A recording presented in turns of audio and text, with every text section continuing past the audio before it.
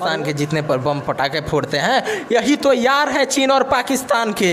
अरे यही तो हथियार है चीन और पाकिस्तान के। अरे यही तो गद्दार हैं हमारे। गौरव हिंदुओं का शान है ये मंदिर, अयोध्या में जन्मे राम की पहचान है ये मंदिर, 33 कोटि देवी देवताओं का सम्मान है ये मंदिर, योगी और साधु संतों की जान है ये मंदिर। कि जब गोलियां चलाए थे मुलायम तो पूरा देश मौन था। कोई ये तो बता दो कि बाबर किसका कौन था, किसका मामा, किसका भांजा, किसका भतीजा था, किसका मौसा, किसका साला, किसका जीजा था, किसका बेटा, किसका दामाद, किसका ससुर था, किसका दादा, किसका परदादा, किसका अब्बा हजूर था। किसी का किसी को ना जवाब मिलेगा, ना खान को, ना पठान को, ना नवाब को। 100 करोड़ अटक जाएंगे बुज़दिल तेरे सांसों में, कि 100 करोड़ अटक जाएंगे बुज़दिल तेरे सांसों में, खुद दफन हो जाओगे अपने काले इतिहासों में। कि 70 साल के समस्याओं का समाधान हो जाने दो, भ्रष्टाचार के ख़त्म करने का विधान हो जाने दो। कि सैलाब छोड़ गया कुछ गंदगी हिंदुस्तान के बागों में, आज वही दुर्गंध दे रहा है हमारी ख्वाबों में। कि विकास अवरुद्ध करने वाला कांटा है हमारी राहों में, इसलिए तुम भी खटक रहे हो हमारी निगाहों में। कि भाईचारे की आड़ में अदावत दिखाई देता है, तेरी अल्फाजों में बगावत दिखाई देता है। कि तेरी नियत जानकर तेरा पहचान वो लिख देगा, और संविधान गोली मारकर तेरे सीने पर हिंदुस्तान लिख देगा। और मेरे दाहिने बगल में एक कवि है, कवि के बारे में बता दो कि जो भी बातें हैं, जो देश का माहौल होता है, चाहे जो भी ऐसी बातें हैं, अपने कलमों से, अपने बातों से लोगों को बीच रखते हैं। जो देश का माहौल है, अभी देश का माहौल ये है कि एक टीवी डिबेट में एक मुस्लिम समुदाय के लोगों के बारे में, धर्म के बारे में बयान आता है, जिसपे इंडिया के मुस्लिम ही नहीं 57 देशों के मुस्लिम बाइकाट करने लगते हैं। जुम्मे के नमाज़ पढ़ने के बाद सड़कों पे पत्थरबाजी शुरू कर देते हैं। सीधे तौर पे कबीर जी हैं, इनसे जानेंगे हम कि क्या ये सही है। सबसे पहले स्वागत है सर। सबसे पहले तो बात आपके चैनल के सभी श्रोताओं को कवि बाला बिहारी का सादर प्रणाम है। सबको जय हिंद, वंदे मातरम। और कहने का तात्पर्य यही है कि ये भारत भूमि हिंदू, मुस्लिम, सिख, ईसाई को आपसी प्रेम और सद्भावना की शिक्षा उपहार में देती है। और हमें गर्व है कि हम इस पावन पवित्र भूमि पर जन्म लिए हैं। इसलिए सबसे पहले तो भारत माता की जय, वंदे मातरम। लेकिन भारत भूमि पर रहने वाले कुछ ऐसे गद्दार भी हैं जो भारत में तो रहते हैं, लेकिन भारत माँ को ही गालियाँ देते हैं, तिरंगा झंडा भी जलाते हैं और वंदे मातरम का पुरजोर विरोध भी करते हैं। आप समझ सकते हैं। और ये वही लोग हैं जब पाकिस्तान जीतता है तो हमारे देश में बम और पटाखा फोड़ते हैं, और भारत जब जीतता है क्रिकेट में, हाँ क्रिकेट मैच में जब पाकिस्तान जीतता है तो हमारे देश में लोग बम और पटाखा फोड़ते हैं, और जब भारत हारता है और जब भारत जीतता है तो ये लोग अपना टीवी फोड़ देते हैं। ऐसे मानसिकता रखने वाले लोगों के लिए सबसे पहले तो जो लोग वंदे मातरम का विरोध करते हैं उनके लिए कुछ पंक्तियाँ कवि होने के नाते सुनाता हूँ, 4 पंक्तियाँ। कि राजनीति के काले स्याही के उन पन्नों को फाड़ दो, कि राजनीति के काले स्याही के उन पन्नों को फाड़ दो, और राष्ट्रगान का जो अपमान करे उसे जिंदा जमीन में गाड़ दो। कि हराम बोलकर वंदे मातरम को मुस्कुराता है, ऐसा करने के लिए पड़ोसी मुल्क से वो पैसा जो पाता है। कि देशभक्ति के शब्दों में तुम एक देशद्रोही हो, अरे वतन से गद्दारी करके तुम कैसे सुख चैन पाता है। कि अगर अशफाक को समझे होते तो ऐसी भूल ना करते, कि अगर अशफाक को समझे होते तो ऐसी भूल ना करते, अपने अहले वतन के साथ ऐसी तुलना करते। कि अब्दुल कलाम के कलाम को अगर समझ लिए होते तो इस तरह से वंदे मातरम को गुल ना करते। और कहना चाहता हूं कविता के माध्यम से कि वतन के लिए देश हित में आवाज़ उठाई जाएगी, राष्ट्र के लिए सख्त से सख्त कदम उठाई जाएगी, और संविधान को बदलना ही क्यों ना पड़े, लेकिन हर एक भारतवंशी से वंदे मातरम बुलवाई जाएगी। अच्छा, जो भाईचारा का प्रतीक होता है, जैसे हिंदू मुस्लिम भाईचारे, जैसे आप कहीं भी जाते होंगे, जग में देखे होंगे, चाहे कुछ भी, एक दूसरे से गले मिलते हैं। तो ये जो कर रहे हैं पत्थरबाजी इस समय, इनसे क्या अब भाईचारा बनेगा? आपको लगता है कि भाईचारा बनेगा? मैं बताता हूँ आपको, इस देश के जो हिंदू हैं ना, वो सबसे ज़्यादा अगर किसी से मोहब्बत करते हैं तो अपने देश के मुसलमान से मोहब्बत करते हैं। लेकिन कैसे मुसलमानों से मोहब्बत करते हैं ये भी जान लीजिए। हमारे देश के एक बहुत बड़े राष्ट्रवादी, बहुत बड़े राष्ट्रभक्त, भारत माता के लाल अशफाक उल्लाह खान, जो अंग्रेज़ों के यातनाओं के बावजूद भी भारत माता के लिए लड़ते रहे और फांसी पर जाकर के झूल गए, वैसे अशफाक उल्लाह खान को हिंदू अपना भाई मानते हैं, और वैसे अशफाक उल्लाह खान को हिंदू अपने दिल में रखते हैं। APJ अब्दुल कलाम बहुत बड़े मिसाइल में भारत माता के वीर सपूत्र, उनको हिंदू अब जब भी एपीजे अब्दुल कलाम की बात आती है तो हिंदू सर झुका करके गर्व करके उनको नमन करते हैं एपीजे अब्दुल कलाम साहब को। तो एपीजे अब्दुल कलाम अगर आप बनिएगा तो आपको गले से लगाया जाएगा, बाकायदा आपको दिल में भी रखा जाएगा। और ऐसे मुसलमानों को हिंदू अपना भाई मानते हैं और सबसे ज़्यादा मोहब्बत करते हैं। लेकिन जो भाई भाई करके और भाई को चारा समझेगा, हमारे भारत माँ को गालियाँ देगा, भारत में रह करके भारत की एकता को खंडित करेगा, भारत में तिरंगा झंडा जलाएगा, भारत में रह के पाकिस्तान जिंदाबाद के नारे लगाएगा, ऐसे मानसिकता रखने वाले लोगों के मानसिकता को कुचल दिया जाएगा। और ये नया भारत है, जो लोग भारत को झुकाने का प्रयास करेंगे वो खुद झुक जाएंगे। बुलडोजर की रफ्तार, अभी यूपी में बुलडोजर चल रही है, कल अगर सरकार बदलेगी, बिहार में कोई योगी जी जैसा नया सीएम बनेगा तो बिहार को बदलते ज़्यादा समय नहीं लगेगा। इस बात को ये लोग संज्ञान में रख लें। और मैं तो कहता हूँ कि आज बिहार को सबसे ज़्यादा ज़रूरत है योगी जी जैसे सख्त नेताओं की। और आपसे जानना चाहूँगा, ये संविधान बड़ा धर्म बड़ा, देश से बढ़ के दुनिया में कोई मजहब और पर्व नहीं होता। मैंने एक कविता लिखा था जिसमें मैंने बोला था कि देश से बढ़ के दुनिया में कोई मजहब और पर्व नहीं होता। इसलिए आप सबसे पहले हमारा राष्ट्र है। पत्थरबाजी कहाँ तक सही है?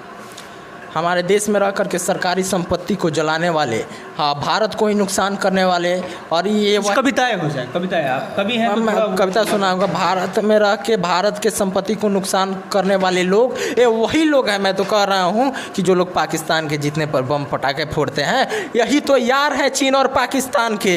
अरे यही तो हथियार हैं चीन और पाकिस्तान के। अरे यही तो गद्दार हैं हमारे प्यारे हिंदुस्तान के। तो मैं कविता के माध्यम से कहना चाहूँगा, जो लोग आज नुपुर शर्मा जी के बयान पर जो तरह तरह की उटपटांग बयान दे रहे हैं, तरह तरह की मांग कर रहे हैं, तो उनके लिए मैंने कविता लिखा था। और अपनी ताकत दिखाने की बात कर रहे हैं, शक्ति प्रदर्शन की बात कर रहे हैं, क्योंकि हिंदू अभी मौन है। तो उनके लिए मैंने कविता लिखा था जो 2 दिन पहले मेरे यूट्यूब चैनल। मौन है, एक शब्द आपने प्रयोग किया, मौन है। हाँ बिल्कुल मौन है। क्यों? देखिए, हिंदू जो है ना, वो बहुत सहन शक्ति रखता है अपने अंदर। ये सही है। ओवैसी का बयान आता है कुछ दिन पहले, हालांकि कुछ लोगों को ये बुरा लगेगा कि मैं हिंदुओं का पक्ष, ऐसा कुछ नहीं है। सवाल है, सवाल दोनों पक्षों से लेनी चाहिए। मैं ये कहना चाहता हूँ ना कि हिंदू बहुत, एक मूवी आई थी, मैं वही बात कर रहा हूँ कि हिंदू जो है अभी बहुत मौन है। कुछ दिन पहले ओवैसी जी का तो ये भी बयान आया था उत्तर प्रदेश चुनाव में कि मोदी जब हिमालय चले जाएंगे, योगी मठ को चले जाएंगे, तो फिर तुमको कौन बचाने आएगा। तो हिंदुओं ने मौन रह के उनके बयान का उत्तर दे दिया और दोबारा उत्तर प्रदेश में योगी जी का सरकार बना और पुनः भाजपा की सरकार है। योगी आदित्यनाथ जी शपथ ग्रहण भी लिए और फिर से बुलडोजर की रफ्तार और तेज हो गई है उत्तर प्रदेश में, और दंगाइयों की कोई खैर नहीं है। तो इस बात को समझ सकते हैं, हिंदू हमेशा से मौन ही रहता है और मौन ही है, लेकिन हिंदू कमज़ोर नहीं है। अगर ज़रूरत पड़ने पर आवश्यकता पड़ेगी तो हिंदू सबसे ताकतवर। वही तो मैंने कविता एक लिखा था जिसमें कुछ लोग ये बोल रहे थे कि अपने शक्ति की बात कर रहे थे, शक्ति प्रदर्शन की बात कर रहे थे और 100 करोड़ की बात कर रहे थे। तो उस पर मैंने कविता लिखा था कि 100 करोड़ अटक जाएंगे बुज़दिल तेरे सांसों में, कि 100 करोड़ अटक जाएंगे बुज़दिल तेरे सांसों में, खुद दफन हो जाओगे अपने काले इतिहासों में, कि 70 साल के समस्याओं का समाधान हो जाने दो, भ्रष्टाचार के ख़त्म करने का विधान हो जाने दो, कि सैलाब छोड़ गया कुछ गंदगी हिंदुस्तान के बागों में, आज वही दुर्गंध दे रहा है हमारी ख्वाबों में, कि विकास अवरुद्ध करने वाला कांटा है हमारी राहों में, इसलिए तुम भी खटक रहे हो हमारी निगाहों में, कि भाईचारे की आड़ में अदावत दिखाई देता है, तेरी अल्फाजों में बगावत दिखाई देता है, कि तेरी नियत जानकर तेरा पहचान वो लिख देगा और संविधान गोली मारकर तेरे सीने पर हिंदुस्तान लिख देगा। डर नहीं लगता है? देखिए, क्योंकि सर कलम की बात है, आप भी वही चीज़ें मतलब कहीं ना कहीं उनके बयान को सपोर्ट कर रहे हैं। शर्मा जी का बयान का आप सपोर्ट कर रहे हैं, तो कहीं ना कहीं अब आप पे बारी आ जाए तो क्या कीजिएगा? पूरा हिंदुस्तान सपोर्ट कर रहा है नुपुर शर्मा का, केवल कवि बाला बिहारी अकेले थोड़े है, पूरा हिंदुस्तान सपोर्ट कर रहा है। किसका सर कलम करेंगे? धमकी उमकी मिलता है कभी? हमको तो तमाम धमकियाँ मिलती हैं और आज से थोड़ी मिलती हैं। 2018 से हमको लगातार धमकी मिल रही है। क्या था वो 18 में क्या किया? राम मंदिर पर एक कविता हम लिखे थे, अयोध्या में बनेगा राम मंदिर, ये तरासे गए पत्थरों के दीवार बोलते हैं, और कल जय श्री राम वो भी बोलेंगे जो आज खुद को बाबर की औलाद बोलते हैं। कविता मैंने लिखा था अयोध्या राम मंदिर पर, जो कविता बहुत वायरल हुई, जिसको लाखों करोड़ों लोगों ने सुना और यूट्यूब पे लगभग 500 से ज़्यादा चैनलों पे कविता रिलीज हुई थी। वायरल में कौन कौन से मुख्य है, एक दो थोड़ा सुनाइए। एक राम मंदिर वाला एक कविता है और बहुत सारी कविताएं तो एक दो सुना दीजिए। तो राम मंदिर पर मैंने लिखा, हिंदुस्तान का गौरव हिंदुओं का शान है ये मंदिर, अयोध्या में जन्मे राम की पहचान है ये मंदिर, 33 कोटि देवी देवताओं का सम्मान है ये मंदिर, योगी और साधु संतों की जान है ये मंदिर। कि जब गोलियां चलाए थे मुलायम तो पूरा देश मौन था, कोई ये तो बता दो कि बाबर किसका कौन था, किसका मामा किसका भांजा किसका भतीजा था, किसका मौसा किसका साला किसका जीजा था, किसका बेटा किसका दामाद किसका ससुर था, किसका दादा किसका परदादा किसका अब्बा हजूर था। इस प्रश्न का किसी को ना जवाब मिलेगा, ना खान को ना पठान को ना नवाब को मिलेगा। देखिए हमारे भारत भूमि पर वर्षों सदियों पहले विदेशी आक्रांताओं का हुकूमत हुआ करता था। आज से बाबर, तैमूर, हुमायूं, औरंगजेब जैसे विधर्मी डकैत जो भारत में हुकूमत किए वर्षों तक, वो डकैत थे। और जो लोग इस भारत भूमि पर रहने वाले जो हिंदू जो मुसलमान भाई हैं, उनका इतिहास पता करिए, वो लोग वो हिंदू ही हैं और वो हमारे भाई ही हैं। तैमूर, औरंगजेब, हुमायूं जैसे विदेशी डकैत जब अपने तलवार के दम पर हिंदुओं का धर्म परिवर्तन नहीं करा सके, हिंदुओं को नहीं झुका सके, तो इस नए भारत को ना कोई आंख दिखाने वाला है और नए भारत को ना कोई झुकाने वाला है। और जो लोग ये ख्वाब रखते हैं वो अपनी मानसिकता बदल लें। ये नया भारत है, झुकने वाला भारत नहीं है। और मैं कहना चाहता हूँ कि इस भारत भूमि पर जितने भी मुसलमान मेरे भाई हैं, जो इस धरती पर ईमान वाले मुसलमान भाई हैं, वो सब तो भारत माता की जय बोलते हैं, भारत माँ के समर्थन में भी रहते हैं। लेकिन आपको पता है कि आज से सदियों पहले इस भारत भूमि पर विदेशी डकैतों का हुकूमत हुआ करता था। कुछ लोग कहते हैं कि हमारे देश में मुग़लों ने ताजमहल बनवा दिया, लाल किला बना दिया, कुतुब मीनार बना दिया। वो अपने समरकंद और फरगाना में टॉयलेट नहीं बनवा पाए और हमारे भारत में ताजमहल बनवाने आए थे। आपको समझना चाहिए इस बात को। और ये जो लोग बहुत बड़ी बड़ी बातें कर रहे हैं ना, ओवैसी जैसे चाहे जो भी हो, जो देश को तोड़ने की बात कर रहे हैं, उनसे मैं कहना चाहता हूँ कि ये राम और कृष्ण की धरती है। हम लोग भाईचारा का मिसाल लेकर के एकता के सूत्र में पूरे भारत को बांध करके विश्व गुरु बनाने के लक्ष्य पे काम कर रहे हैं। अरब कंट्रियास हैं जो मतलब इंडिया को बार बार ये मतलब धमका रही है, कहें तो, कि हम पेट्रोल नहीं देंगे। क्या पेट्रोल बिना इंडिया का काम रुक जाएगा क्या? देखिए ऐसा कुछ भी नहीं है, पेट्रोल तो लोग शौक से देंगे क्योंकि सत्ता के सिंहासन पर एक शेर बैठा हुआ है। लेकिन भारत से बहुत ऐसी एक्सपोर्ट होती है, बहुत से ऐसे सामान जैसे सब्जी से लेके राशन पानी, इवन गोश्त वो जो खाते हैं इंडिया से ही जाता है।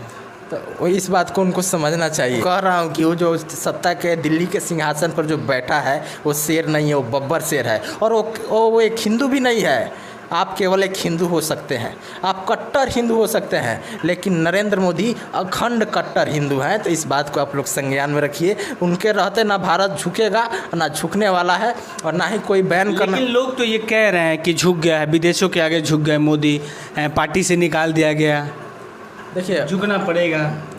कोई किसी के आगे नहीं झुका है। अगर आप किसी पार्टी से हैं, आप कुछ अगर आप किसी पार्टी से अगर आप कुछ विवादित बयान देते हैं तो ये पार्टी की मजबूरी है। विवादित भी कर रहे हैं, उसका सपोर्ट भी कर रहे हैं। नहीं, देखिए कहने का तात्पर्य ये है कि किसी भी धर्म मजहब के लिए आप कुछ बोलते हैं, आप सही ही बोले, लेकिन अगर उससे विवाद उत्पन्न हो जाता है तो स्वाभाविक है कि वो पार्टी आपको अपने साथ नहीं रखेगी, क्योंकि पार्टी एकमात्र हिंदुओं की नहीं होती है, वो सबको साथ में लेकर के चलती है। सबका साथ और सबका विकास, सबके साथ और सबके विकास की भी बात भाजपा करती है। तो इस वजह से भी नुपुर शर्मा को पार्टी से भाजपा ने निकाला हुआ है। अभी ओवैसी कह रहे हैं कि हम बुलडोज़र चलवा रहे हैं, 15 मिनट के लिए प्रशासन हटाने की मांग वो करते आए हैं, अभी भी कर रहे हैं। देखिए 15 मिनट की प्रशासन हटाने की मांग जो है ना, वो लगभग वर्षों से हो रही थी। तो गुजरात दंगा में 15 मिनट के लिए मोदी जी प्रशासन हटाए तो थे, फिर क्या हुआ? अभी तो बाप बाप चिल्ला रहे हैं, अब तक बाप बाप चिल्ला रहे हैं वो लोग। 15 मिनट के लिए प्रशासन हटाए तो थे मोदी जी। चलिए, आप देख रहे थे बात आप